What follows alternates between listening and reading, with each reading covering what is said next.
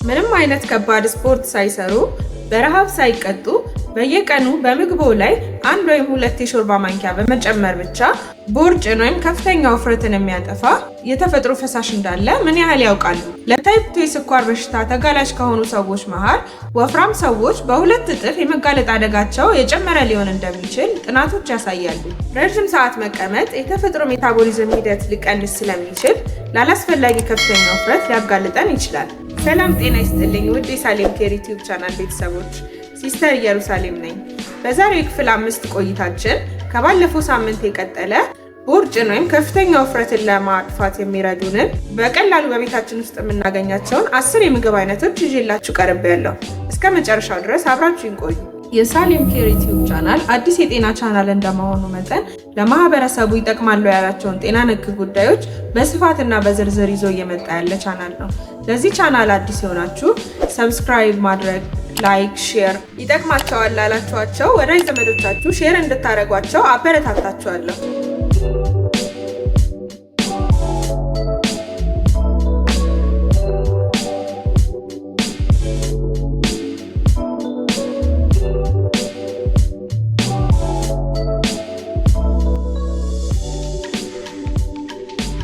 ብዙ ሰዎች ከፍተኛ ውፍረትን ወይም ቦርጭን ለመቀነስ ሲሉ የተለያዩ አቋራጭ መንገዶችን ሲጠቀሙ እንመለከታለን።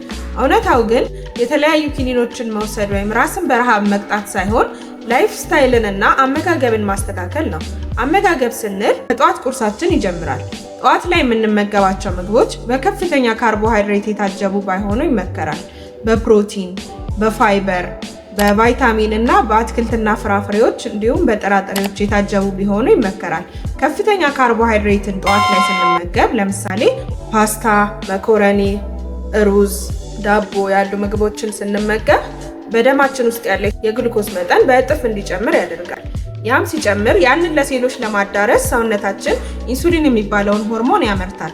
ኢንሱሊን ሲመረት ያን ከፍተኛ ግሉኮስ ለሴሎች በበቂ ሁኔታ ያዳርሳል። ነገር ግን እኛ ከፍተኛ ግሉኮስ በምንመገብበት ጊዜ ኢንሱሊን ከልክ ያለፈ ስለሚመረት ሴሎች በራቸውን ይዘጋሉ። ሴሎች ከሚፈልጉት መጠን በላይ ስለሆነ በተለያዩ የሰውነት ክፍላችን ውስጥ በቪሰራል ፋት በውስጠኛው የሆድ ክፍል ላይ፣ በጉበት ላይ፣ በሳምባ ላይ ከፍተኛ የስብ ክምችት እንዲኖር ያደርጋል። ያም የሆነበት ምክንያት ምንድነው? ሰውነታችን ላይ ግሬሊን ሆርሞን በእጥፍ ስለሚጨምር ሰውነታችን አደጋ ላይ እንደሆነ ስለሚያስብ ያንን ፋት ስቶር ያደርገዋል ማለት ነው። በዚህም ምክንያት ላላስፈላጊ ከፍተኛ ውፍረት ልንጋለጥ እንችላለን። የዛሬው ቪዲዮአችን 2 ዋና ዓላማዎችን ይዟል። አንደኛው በሰውነታችን ውስጥ ከፍተኛ የግሉኮስ ክምችት በመኖሩ በኢንሱሊን አስገዳጅነት ምክንያት ሴሎች ከበቂ በላይ ግሉኮስ ወስደው በራቸውን ዘግተዋል። ሁለተኛው በዚህም የተነሳ አላስፈላጊ የስብ ክምችት ተፈጥሯል። የዛሬው ቪዲዮአችን 2 የመፍትሄ ሀሳቦችን ይዟል። አንደኛው ይሄን የተዘጋውን በር እንዴት በሳይንሳዊ የአመጋገብ መርሆች መክፈት ይቻላል ነው። ሁለተኛው ደግሞ ማንም ያልነገራችሁን 10 ሳይንሳዊ ሚስጥር ያላቸውን የምግብ አይነቶች ነው። አሁን ደግሞ ወደ 10ሩ ሚስጥራዊ ምግቦች እንሄዳለን። ወደዛ ከመሄዳችን በፊት አመጋገብን ማስተካከል ስንል 4ቱን የምግብ አይነቶች ማለትም ፕሮቲን፣ ካርቦሃይድሬት፣ ቫይታሚኖች፣ ሚኒራሎች፣ አትክልትና ፍራፍሬዎች ሁሉንም የምግብ አይነት ያካተተ ቢሆን ይመከራል። ይህንንም ስንል ጥሩ ካርቦሃይድሬት አለ፣ መጥፎ ካርቦሃይድሬት አለ። ለምሳሌ ያልተፈተገ ገብስ ጥሩ የካርቦሃይድሬት ምንጭ ነው። በእኛ ሀገር ደግሞ በቤት ውስጥ የሚዘጋጀው እንጀራ ከንጹህ ጤፍ የተሰራ ከሆነ ዝቅተኛ የግላይሴሚክ ኢንዴክስ ስላለው ጥሩ የካርቦሃይድሬት ምንጭ ነው ማለት ነው። ሌላኛው ፕሮቲን ነው። ፕሮቲን ላይ ስንሄድ ደግሞ ለምሳሌ ስቡ የወጣለት ቀይ ስጋ ጥሩ የፕሮቲን ምንጭ ነው። ነገር ግን ስቡ ያልወጣለት ቀይ ስጋ ከፍተኛ የስብ መጠን ስላለው ላላስፈላጊ ከፍተኛ ውፍረት ሊያጋልጠን ይችላል። አሁን ወደ 10ሩ ሚስጥራዊ ምግቦች እንሄዳለን። የመጀመሪያው አፕል ሳይደር ቪኔጋር ነው። ስለ አፕል ሳይደር ቪኔጋር ማንም የማይነግራቸው አንድ የተፈጥሯዊ ሚስጥር ምንድነው? አፕል ሳይደር ቪኔጋር በውስጡ ያለው ከፍተኛ የአሴቲክ አሲድ መጠን ደም ውስጥ ያለውን የኢንሱሊን ስፓይክ እንዲቀንስ ያደርጋል። ኢንሱሊን ሲቀንስ ደግሞ በሰውነታችን ውስጥ ግሉኮስም አብሮ ይቀንሳል። ግሉኮስ ቀነሰ ማለት በራቸውን ዘግተው የነበሩት ሴሎች በበቂ ሁኔታ ግሉኮስ የሚያደርስላቸው ኢንሱሊን ስለሌለ በራቸውን ይከፍታሉ። ከዛ ብሬናችን ደግሞ ሌላ ተጨማሪ ግሉኮስ ማምጣት ስለማይችል ተጠራቅሞ ከነበረው ቪሰራል ፋት ውስጥ ግሉኮስ እየወጣ ለሴሎች እንዲዳረስ ያደርጋል ማለት ነው። በዛ ምክንያት ያ የተጠራቀመው ስብ እንዲቀልጥ ትልቅ አስተዋጽኦ አለው። የአፕል ሳይደር ቪኔጋር አጠቃቀም በአንድ ብርጭቆ ለብ ያለ ውሃ ውስጥ 1 ወይም 2 ማንኪያ የአፕል ሳይደር ቪኔጋር በመጨመር ከምግብ 30 ደቂቃ በፊት መውሰድ እንችላለን። ሁለተኛው ሚስጥራዊ ምግብ እንቁላል ነው። እንቁላል በውስጡ ያለው ከፍተኛ የፕሮቲን መጠን በቀላሉ የጥጋብ ስሜት እንዲሰማን ያደርጋል። አላስፈላጊ የስብ ክምችት እንዳይኖር፣ ሰውነታችን ደግሞ ያንን ከፍተኛ ፕሮቲን ዳይጀስት አድርጎ ለሴሎች ለማዳረስ ኃይል ያስፈልገዋል። ያን ኃይል ደግሞ ከዛ ከተጠራቀመው ስብ ውስጥ ያ ስብ ወደ ግሉኮስነት ይቀየራል። ያ ወደ ግሉኮስነት እየተቀየረ ያን ፕሮቲን ይሰብራል ማለት ነው። በዛ ምክንያት ከፍተኛ የስብ መቅለጥ እንዲኖር ያግዛል ማለት ነው። ሶስተኛው ሚስጥራዊ ምግብ አቮካዶ ነው። አቮካዶ በውስጡ ያለው ጤናማ ቅባት፣ ኦሊክ አሲድ፣ ከፍተኛ የፖታሽየም ንጥረ ነገር እና በውስጡ ያለው ፋይበር የጥጋብ ስሜት እንዲሰማን ያደርጋል። አላስፈላጊ የስብ ክምችት እንዳይኖር ያደርጋል። በተለየ መልኩ ደግሞ ደም ውስጥ ያለው የስኳር መጠን እንዳይጨምር፣ የደም ውስጥ የስኳር ስፓይክን እንዲቀንስ ያደርጋል። አራተኛው ግሪን ቲ ወይም አረንጓዴ ሻይ ነው። አረንጓዴ ሻይ በውስጡ ያሉት ካቴቺንስ የተባሉ ከፍተኛ አንቲኦክሲዳንቶች ማለትም በፋብሪካ የተቀነባበሩ ምግቦችን ስንመገብ በሴሎቻችን አካባቢ የተጠራቀሙ አላስፈላጊ ንጥረ ነገሮችን እየፈለጉ ይሰብራሉ።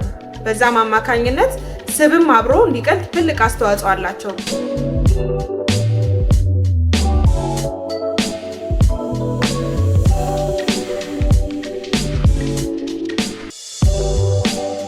አምስተኛው ያልተቀነባበረ አጃ ወይም ኦትስን በምንፈልገው መልኩ ብንጠቀም በውስጡ ያለው ከፍተኛ የፋይበር መጠን በአንጀታችን ላይ የምግብ መፈጨት ሂደትን ስለሚያዛገይ በሰውነታችን ውስጥ የኢንሱሊን በአንዴ በቀጥታ እንዳይጨምር ያደርጋል። ስለዚህ አላስፈላጊ ከፍተኛ ውፍረት እንዳይከሰትና በቀላሉ ቶሎ እንዳንራብ ያደርገናል። ስድስተኛው ሱፍ ነው። ሱፍን በምንፈልገው መልኩ ብንመገብ በውስጡ ያለው ከፍተኛ የፖታሽየም፣ የፋይበር፣ የጤናማ ቅባትና የፕሮቲን መጠን የኃይል ማመንጫ ሴሎችን በማነቃቃት አላስፈላጊ የስብ ክምችት እንዳይኖርና ስብ በፍጥነት እንዲቀልጥ ያደርጋል። ሰባተኛው አትክልትና ፍራፍሬዎች ናቸው። አትክልት ስንል ልክ ክሩሲፈረስ ቬጅቴብልስ የምንላቸው እንደ ብሮኮሊ፣ አበባ ጎመን ያሉትን ስንመገብ በውስጣቸው ከፍተኛ የፋይበር መጠንና ከፍተኛ ፕሮቲን፣ ከፍተኛ ቫይታሚን መጠን ስላላቸው ካላስፈላጊ የሆርሞን መዛባት ይከላከሉልናል። የኢንሱሊን መጠናችን ጤናማ ይሆናል። ግሬሊን እና ሌፕቲን የተባሉ የረሃብና የጠጋብ ሆርሞኖቻችን የተመጣጠኑ ይሆናሉ። ስለዚህ አላስፈላጊ የግሉኮስ ክምችት በሰውነታችን ውስጥ አይኖርም። ፍራፍሬዎች ለምሳሌ እንደ ፓፓያን ብንመገብ ለጨጓራችን ጤንነት ጥሩ ነው።